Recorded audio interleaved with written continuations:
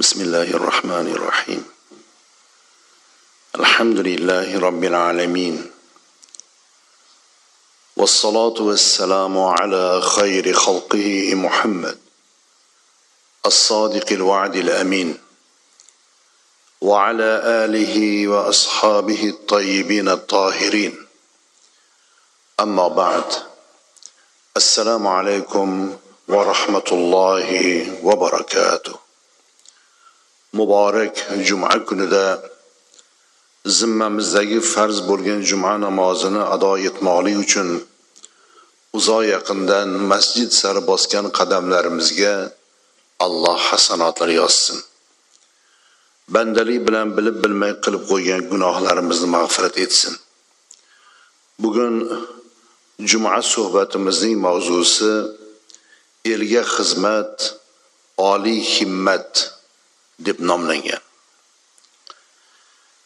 Mo'min banda himmati ulug' bo'ladi. Mo'min banda xudbin bo'lmaydi. Mo'min banda boshqalarning manfaatini ko'zlab yashaydi. Mo'min banda jamiyatga foyda yetkazishligining harakatida hayot kechiradi. Mo'min banda jamiyatga zarar yetkazmaslik harakatida hayot kechiradi. Zero dinimizning talabi o'zi shu. Dinimiz mo'minning himmati ulug' bo'lishlikka targ'ib qilgan. Alloh taolo Hashr surasi 9-oyat karimasida dedi: Yuhibbuna man hajara ilayhim wa la yajiduna fi sudurihim hajatan mimma utu wa yu'thiruna ala anfusihim walau kana bihim khasasa wa man yuqa shuhha nafsihi fa ulaika humul muflihun. Bu oyat karima ansorlar haqida nozil bo'lgan. Ansorlarning himmati, ularning fidoyiligi butun insoniyatga go'zal ibrat bo'lgan. Makka-i Mukarramadan muhojirlar quruq qo'l bilan Madina-i Munawvaraga keldilar hijrat qilib. Hech narsa olganlari yo'q. Hammasi orqada qoldi. Mol, mulk, uy, joy boshqa, hammasi. Ularga ansorlar, madinaliklar qanchalik muruvvat qilganligini tarix biladi. Ularning sifatlari ana shunday. Wala yajiduna fi sudurihim hajatan yuhibbuna man hajara ilayhim. Ularga hijrat qilganlarni ular yaxshi ko'radilar. Madina ansorlari Makkadan kelgan muhojirlarni yaxshi ko'rdilar. Ularni yaxshi ko'rdilar. Wala yajiduna fi sudurihim hajatan mimma utu. Muhojirlarga berilgan narsalarda ular qalblarida biror bir narsani topolmadilar. Muhojirlarga berilgan narsada ansorlarning qalbida hasad bo'lmadi. Bularga nima uchun shuncha narsa berildi demadi. Ko'ngillarda hasad paydo bo'lmadi. Wa yu'thiruna ala anfusihim walau kana bihim khasasa. Ansorlar muhojirlarni o'zlaridan ustun qo'ydilar. Ne'matlarda o'zlaridan ustun qo'ydilar. O'zlari o'sha narsaga muhtoj bo'lsalar ham, o'sha narsa o'zlariga kerak. Shunday bo'lsa ham o'sha narsaga muhojirlarni loyiq ko'rdilar. Ularning sifatlari ana shunday edi. ular ana shunday oliyjanob edilar. Kim nafsining baxilligidan, nafsining ochko'zligidan saqlansa, ana ular najot topuvchilardir dedi. Ansorlarning ko'nglida baxillik, ansorlarning ko'nglida mol dunyoga nisbatan ochlik unaqa narsa bo'lmagan. Hatto ansorlar muhojirlarga meni molimi yarmi seniki deyishdi. Molimi yarmi seniki deyishdi. Sa'd bin Rabi' Ansori aka-uka tutingan Abdurrahmon bin Avfga molimi yarmi seniki, men Madinaning eng katta boyiman. Madinaning eng katta boyi molini yarmi hazdagi mol bo'lmaydi. Molimi yarmi seniki. Ikkita ayolim bor, bittasini qo'yib yuboramassan uylanasan dedi. Ana shunday. Ana shunday himmat ko'rsatdilar. Lekin bunga ham javoban muhojirlar ham himmat ko'rsatdilar. Abdurrahmon bin Avf u iltifotga dedilar: Barakallohu fi ahlik va malik. Ahlinga ham, molingga ham Alloh baraka bersin. Dulluni ala suq. Menga bozorni ko'rsating dedilar. Bozorga chiqib ketdilar. O'shanda iltifotni qabul qilmadilar. Ana shunday ansorlar, madinaliklar muhojirlarga shunday oliy himmatni ko'rsatishlikda go'zal ibrat bo'lganlar. Payg'ambarimiz sallallohu alayhi va sallam muborak so'zlarda dedilar: Xayrun nas anfa'uhum lin-nas. Odamlarning yaxshisi odamlarga manfaati yetadigan kishidir dedilar. Odamlarga ko'proq manfaati yetadigan kishi odamlarning eng yaxshisi dedilar. Odamlarning yaxshisi bo'layin degan harakatdagi, intilishdagi banda fikri, zikri, xayoli odamlarga naf yetkazish bo'lsin. Foyda yetkazish bo'lsin. Dinimizdagi go'zal ta'limotdir. Innalloha yuhibbu ma'aliyal umur va ashrafaha va yakrahu safsafaha. Payg'ambarimiz alayhissalom dedilar: Alloh taolo ishlarning ulug'ini yaxshi ko'radi. Ulug' ishlarni yaxshi ko'radi. Sharafli ishlarni yaxshi ko'radi. Past ishlarni yomon ko'radi dedilar. Bundan nimani olamiz? Mo'min banda ulug' ishlarning talabida bo'ladi. Past ishlardan qochadi. Pastkashliklardan qochadi. Unga ayb bo'ladigan ishlardan qochadi. Unga sharaf bo'ladigan ishlarni qilishlikka harakat qiladi. Alloh taolo shuni yaxshi ko'radi dedilar.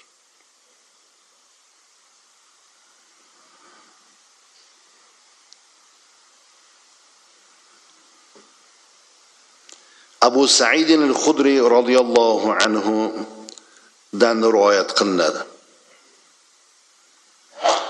Payg'ambarimiz sallallohu alayhi va sallam bilan bir safarda edik dedilar. Ko'pchilik bir jamoat bo'lib ketayotganlarida bir sahobiy keldilar. Yaqa o'ngga, chapga, oldiga qaradilar. Xuddi bir narsa yetishmayotgandek. Xushyor Payg'ambarimiz alayhissalom o'sha zahot fahmladilar. Bu odamga nima yetishmayapti? Yaqa bekorga tikilayotgani yo'q. Dardlarni hali aytganlari ham yo'q. Shunda Payg'ambarimiz alayhissalom dedilar: "Man kana ma'ahu fadlu dhahrin faly'ud bihi ala man la dhahra lahu." Kim ortiqcha ulovi bo'lsa, ulovi yo'qqa bersin dedilar. Bu yoqqa tikilayotgan odamni mingan ulovi ish bermay qo'ydi degan ma'noda. Minib ketayotgan ulovi ish bermay qo'ydi ma'noda. Kimni ortiqcha ulovi bo'lsa bersin dedilar, ulovi yo'qqa. Va man kana lahu fadlun min zadin faly'ud bihi ala man la zada lahu. La zada lahu. Kimni ortiqcha yemishi bo'lsa, yemishi yo'q odamga bersin dedilar. Yoki bu odamga bir narsa kerakmi, qorni ochdimikin degan ma'noni tushunyaptilar. Kim ortiqcha taom bo'lsa bersin dedilar. Qala fadhakara min asnafil mal ma dhakara hatta ra'ayna annahu la haqqa li ahadin minna fi fadlin. Abu Sa'id al-Khudri aytadilar. Shunday qilib payg'ambarimiz alayhisalom bir qancha narsani zikr qildilar. Falon narsasi ortiqchasi bo'lsa bersin, falon narsasi ortiqcha bo'lsa bersin deb ko'p narsani zikr qildilar. Biz o'ylab qoldikki, qo'limizdagi ortiqcha narsamizda bizning haqqimiz yo'q. Hatto ana shunday o'ylab qoldik dedilar. Payg'ambarimiz alayhissalom bu muborak hadislarda ochiqdan ochiq ortiqchasi bo'lsa bersin deyaptilar. Bu voqea Payg'ambarimiz alayhissalom bu buyruqlari o'sha joyda birga bo'lgan sahobalarga xolos emas. Faqat o'sha sahobalarga bo'layotgan buyruq emas. Bu ummatga bo'layotgan buyruqdir. Ortiqcha narsasidan bersin. Uni ko'nglini olsin. Uni ko'nglini ko'tarsin. Mana bu hadis sharifdan ma'lum bo'ladiki, jamiyatning oldida zimmamizda ana shunday haq bor. Faqat o'zimizni o'ylab yashash yo'q. Qo'shnilarga qarasin, muhtojlar bordir. Qarindoshlarga qarasin, muhtojlar bordir. Yori do'stlariga qarasin, muhtojlar bordir. Ortiqchasi bordir, bersin.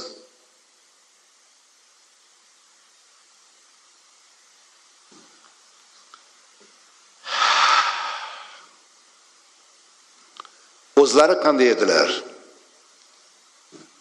Imom Buxoriyda shunday rivoyat keladi. Ma su'ila Rasululloh sallallohu alayhi va sallam shay'an qattu faqala la. Rasululloh sallallohu alayhi va sallam hayotlarida biror marta so'ralganlarida la demaganlar. Yo'q demaganlar. Butun umrlarda birov bir narsa so'rab kelsa yo'q demaganlar. Yo'q degan so'z u kishining lug'atida bo'lmagan. Yana rivoyatlarda keladi. Payg'ambarimiz alayhissalom faqat tashahhudda yo'q deganlar. Ashhadu an la ilaha illalloh. Kalima shahodatda ashhadu an la ilaha illallohda la'na aytganlar. Guvohlik beraman, Allohdan o'zga iloh yo'q degan joyida o'sha yo'qni ishlatganlar. Bitta shu joyda. Hayotlarida boshqa yo'q demagan ekanlar. Nimani so'rab kelgan bo'lsalar berganlar. O'zlarida bo'lmasa ham falonchidan olib ketaver, men bir kun to'lab qo'yaman dedilar.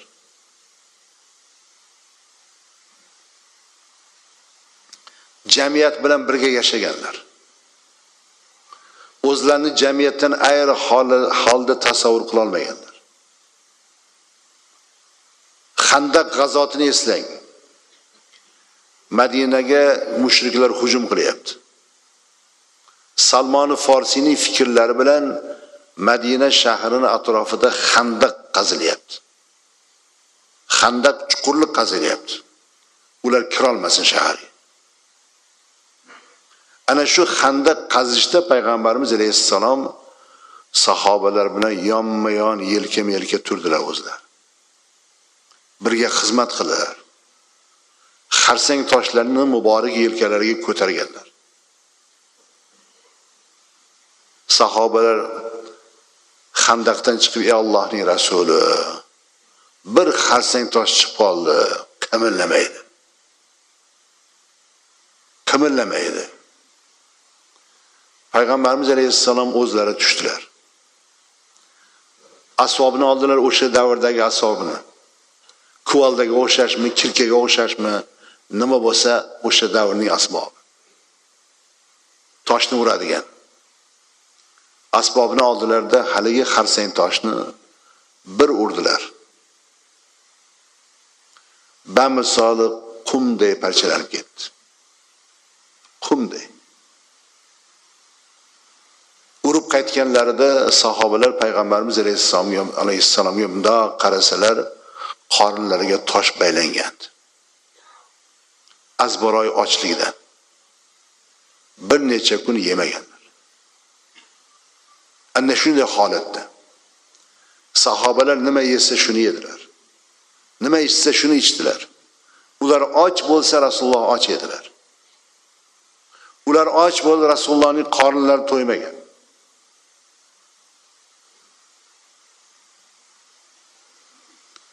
Bir kishi keldi. Och. Payg'ambarimiz alayhissalom uylariga yubordilar, biror narsa bormi deb. Onalarimizdan xabar keldi. Uyda hech narsa yo'q, suvdan boshqa. Payg'ambarimiz alayhissalom buni kim mehmon qiladi dedilar. Abu Talha radhiyallohu anhu men mehmon qilaman dedilar. Mehmonni uylariga olib bordilar. Ayollarga borini olib chiqasan. Ayollar hech narsa yo'q, faqat bolalarning ovqati bor dedilar. Abu Talha aytdilar, bolalarni uxlatasan dedilar. Bolalarni uxlatasan, taomni mehmonning oldiga qo'yasan dedilar. Taomni mehmonning oldiga qo'ydilar, bolalarni uxlatdilar. Chiroqni o'chirib qo'ydilar. Oling, mehmon oling. O'zlari ham go'yoki yegandek ko'rsatyaptilar, lekin o'zlari yemadilar, mehmonga yedirdilar. Ertalab Rasulullohning huzurlariga borganlarida Abu Talha payg'ambarimiz alayhissalom, ey Abu Talha, seni ayoling bilan qilgan ishingdan Alloh ajablandi. Sening bu ishingga Alloh ajabo dedi. Deb qilgan ishlarni maqtadilar. Ular ana shunday edi. Ular yemay yedirganlar. Ular kiymasdan kiydirganlar. Ular o'zlari muhtoj bo'lsalar ham berganlar. Ana shu narsa qoldi. Hammamizdan qoladigan narsa o'zi shu.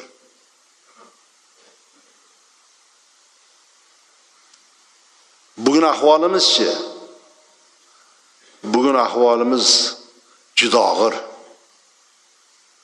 Ochni ko'rsak ham pinagimizni buzmaymiz. Muhtojni ko'rsak ham pinagimizni buzmaymiz. Bir zot shirinlikni yaxshi ko'rar ekanlar. Ayollari shirinlik tayyorladi. O'g'illari kelib, ota siz yaxshi ko'radigan narsani bugun onamiz tayyorlagan. Nima narsa ekan? Halvo. Juda zo'r apki. Yaxshi ko'radilar shirinlikni. Shunda olib kelib oldilariga dasturxonga qo'ysalar, bir odam haqli o'z deb kelib qoldi. Chaqir dedilar.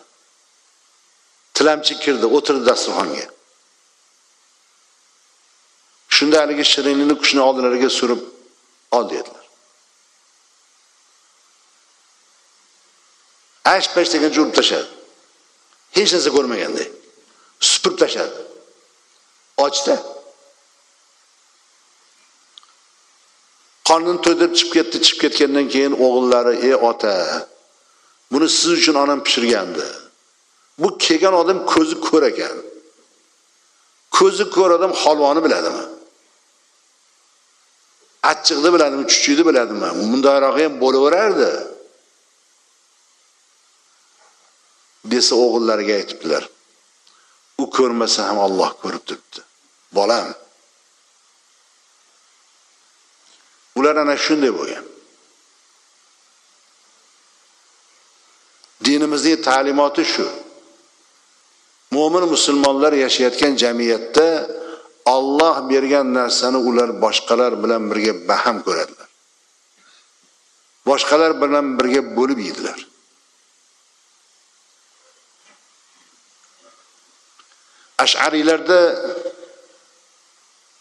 Ash'ariylar degan jamoa bo'lgan bir qabila. Bir odat bo'lgan ekan o'sha paytda, payg'ambarimiz alayhissalom zamonlarida. Qabilada ba'zi odamlar och qolsa, butun qabila a'zolari bor budurlarni hammasini olib kelib dasturxonga to'kar ekanlar. O'rtada uyib, hamma narsasini olib kelib yemishlarni o'rtada uyib, keyin bir xil qilib taqsim qilib olar ekanlar. Ana shu taqsim qilib olganda och qolganlar ham bir o'sha o'zini ulushini olib ketgan. Bularning bu odatlarini payg'ambarimiz alayhissalom maqtaganlar. Payg'ambarimiz alayhissalomga ularning bu odati yaxshi ko'ringan.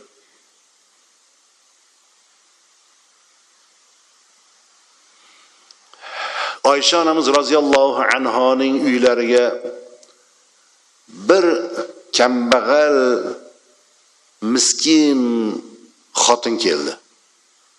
Bir narsa so'rab. Haligi xotinning oldida ikkita qizaloq ham bor. Ikkita qizaloq ham bor. Oysha onamiz uylariga kirib 3 dona xurmo olib chiqdilar. Borida 3 dona xurmo olib chiqdilar. Ona xurmoning bittasini bir qiziga, ikkinchisini ikkinchi qiziga berdilar. Hali qizlar shoshab-pisha qo'liga berilgan xurmoni yeb qo'ydi. Ona endi o'zini tegishini 3-xurmoni og'ziga solaman deb tursa, qizlar zorlandi, xurmo deb. Ona mehribonchiligi tutib, o'zini tegishi bo'lgan xurmoni olib 2 bo'lib, u bo'laklarni ham qizlarga tarqatdilar. Oysha onamiz bu holatni ko'rib juda ta'sirlandilar. Onaning mehribonchiligini ko'rib juda ta'sirlandilar.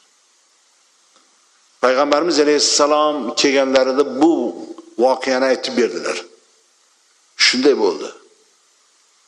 Shunday bo'ldi. 3-chisini ham bo'lib berdi ona. Chunki onalik Oysha onamizga nasib qilmaganda. Ana shunday holatni ko'ryaptilar. Bolalar chirqirab tursa, onaning tomog'idan o'tadimi? Shunda payg'ambarimiz alayhissalom kim mana shu qizlariga shunday muruvvat qilsa, Alloh uni jannatga kirgizadi dedilar.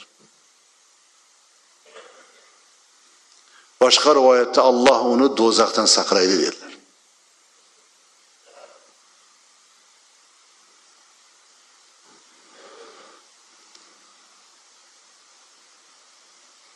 وقال صلى الله عليه وسلم صنائع المعروف تقي مصارع السوء وصدقة السر تطفئ غضب الرب رواه الطبراني. Yaxshi ishlar yomon oqibatlardan saqlaydi. Yaxshi ishlar yomon oqibatlardan saqlaydi. Sadaqa raddi balo. As-sadaqatu taruddul balo. Qilingan yaxshi ishni manfaatini banda albatta ko'radi. Kelajakda qancha balolar kutib turibdi bizni biz bilmaymiz. Qilgan yaxshiligimiz behuda ketmaydi. O'sha balolarni daf qiladi. Yomonliklardan himoya qiladi. Sirran berilgan sadaqa,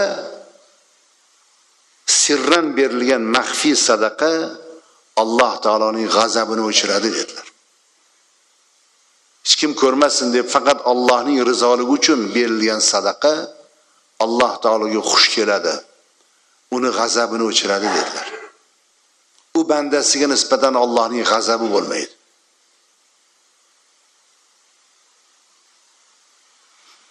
Ulamolarimiz bir hikoyani aytadilar. Bir chumoli suvga cho'kib ketyapti. Uni bir qush ko'rib qolib, tumshug'ida bir somonning cho'pini tishlab olib kelib haligi chumoliga tutdi. Chumoli bor kuchi bilan yopishdi cho'pga. Chiqib oldi. Qush uni g'arq bo'lishdan qutqardi. Bir kun vaqt o'tib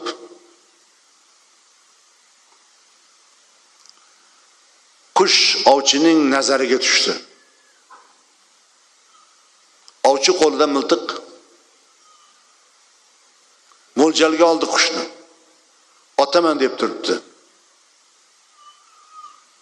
Tasodif haligi chumoli bu holatni ko'rib qoldi.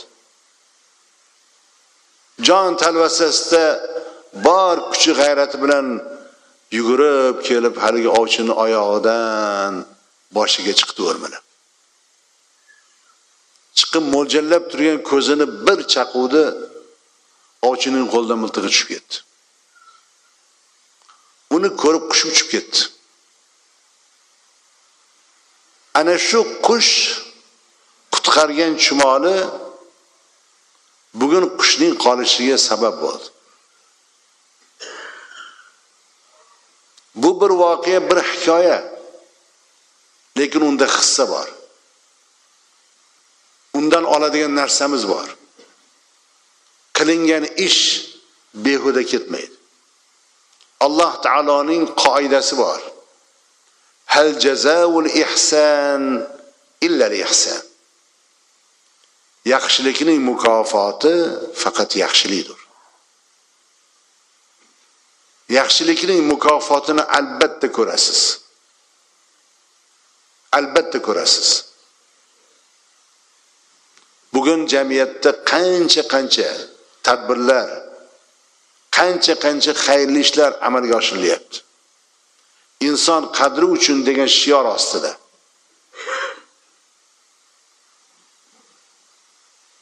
Ijtimoiy himoyaga muhtoj qatlamlar bor jamiyatda. Ochlar bor, kambag'allar bor, yetishmaydiganlar bor, kasallar bor, nogironlar bor, yetimlar bor, bevalar bor va hokazo. Ularning rioyasi jamiyatning zimmasidadir. Jamiyat kim? Jamiyat biz. Ularning haqqi bizning zimmamizdadir. Qo'shnisi och bo'lib, mo'min odam qorni to'q bo'lib yotmaydi dedilar payg'ambarimiz. Qo'shnisi och bo'lsa mo'minning qorni to'ymaydi dedi. Bir narsa uzatadi dedilar.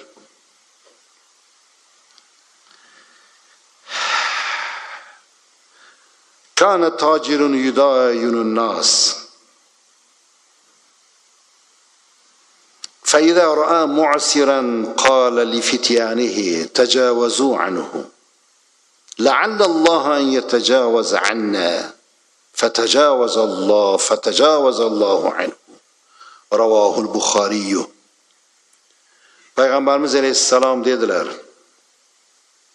Bir tacir var edi. odamlarga qarz berardi. Qarz olganlarning ichida qiynalib qolganlarni ko'rsa, qarzini ado qila olmasdan qiynalib qolganlarni ko'rsa, xizmatkorlarga aytardi: "Boringlar, ana odam qiynalib qoldi. Kechib yuboringlar" der ekan. Bergan qarzimni kechdim dergan. Shoyat Alloh taolo bizni kechib yuborsa, shoyat Alloh bizning qarzimizni kechsa, Alloh taolo uni kechib yubordi dedilar. Ana umidvorlik. Ana umidvorlik. Shundaylar bo'lgan.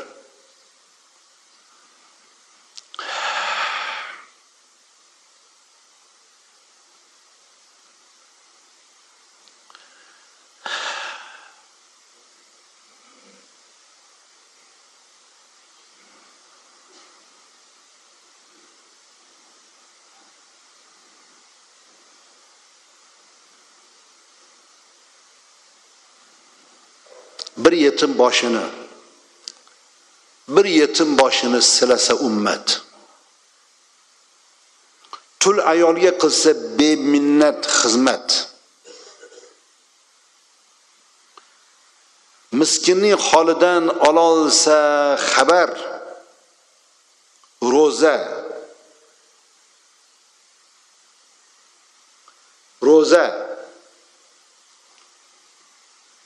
ibodatdan ham qimmat. Odamlarning ko'nglini olish, odamlarning ko'ngliga xursandchilik kirgizish, ularning holidan xabar olish, yetimdir, bevadir, boshqadir. Ibodatdan qimmat, ibodatdan afzal. İbrahim alayhissalom Ka'ba-i muazzamani bino qildilar. Har tarafida 1000 rakatdan namoz o'qidilar. Alloh taolodan so'radilar: "Ey Robbim, men qilgan ibodat joyiga tushdimi, yo bundan ham ko'ra afzalroq amal bormi?" deb so'radilar. Shunda Alloh taolo vahiy yubordi. Bundan ham afzalroq amal bir miskinga bir luqma non berishing dedi.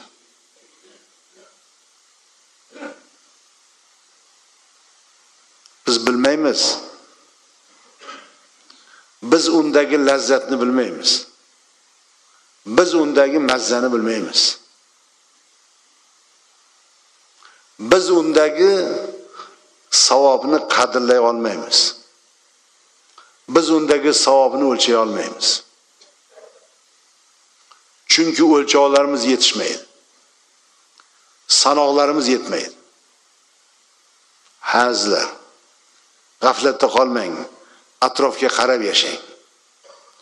Hojatbaror bo'ling. Muhtojlarga qo'lingizni cho'zadigan bo'ling. Shu qoladi. Aslida qo'limizdagi bergan narsa o'zining mulki. O'zimiz ham o'zining mulki, qo'limizdagi mulk ham uning mulki. Bersak uning mulkidan beramiz. U mulk qo'limizdagi vaqtinchalik omonatdir. U omonat juda qisqa fursatga berilgan. Ertaga qo'limizdan ketib qolishi mumkin, uni hech kim bilmaydi. Buning misoli to'lib toshib yotibdi. Bismillahirrohmanirrohim. Alhamdulillah. Vassalatu vassalamu ala rasulillah. Parvardigor, bilganlarimiz, eshitganlarimizga amal qilib, ikki dunyoning baxtiga, saodatiga musharraf ayla. Ulug' kunlarda duo so'raganlar bor, murodlarni hosil ayla. bemorlari bor ekan, ularga shifo ber. Hojatmandlarning hojatlarini ravo ayla. Boshlariga mushkulot tushganlarning mushkulotlarini kushoyish ayla. Yurtga omonlik ber. Ko'zga ko'ringan, ko'rinmagan samoviy aroziy ofatlardan o'zing asra. Robbana atina fid dunya hasana va fil oxirati hasana va qina azaban nar. Sallallohu ta'ala ala khayri xalqihi Muhammad va ala alihi va ashabihi ajma'in bi rahmatihi. Assalomu alaykum va rahmatullohi va barakatuh.